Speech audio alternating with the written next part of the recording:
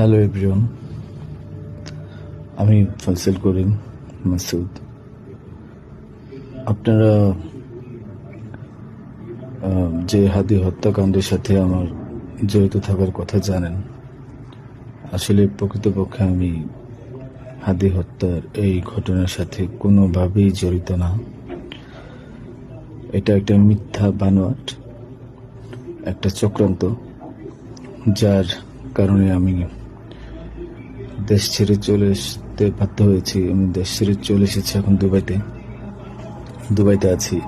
আমার দুবাইয়ের 5 বছরের মাল্টিপল ভিসা ছিল। যেভাবে হোক অনেক কষ্ট করে দুবাই চলে এসেছি। আর আপনারা এই হাদি হত্যাকাণ্ডের জন্য মিথ্যাভাবে আমার ফ্যামিলির সবাইকে জড়াইছেন। তাদের কোনো দোষ নেই, তাদেরকে আপনারা সবাই মিথ্যা হয়রানি করছেন। যেভাবে পারছেন সেভাবে অত্যাচার করছেন। আসলে এটা বলে বোঝানোর মতো না। আপনারা অনেক অত্যাচার করছেন, মিথ্যাভাবে তাদেরকে ফাঁসিয়েছেন, আমাকে ফাঁসিয়েছেন। হ্যাঁ, হাদির সাথে আমার সম্পর্ক ছিল। আমি গিয়েছিলাম তার অফিসে যাওয়ার পিছনে কারণটা হচ্ছে,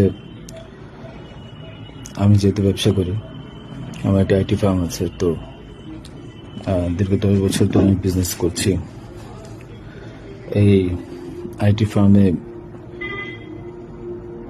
অনেক কাজই হয়, সব সরকারি কাজ হয়। তো এখানে একটা কাজ ছিল অর্থ মন্ত্রণালয়, একটা কাজ ছিল আপনার খাদ্য মন্ত্রণালয়। তো এই দুইটা কাজ নিয়ে আমি কথা বলতে গিয়েছিলাম।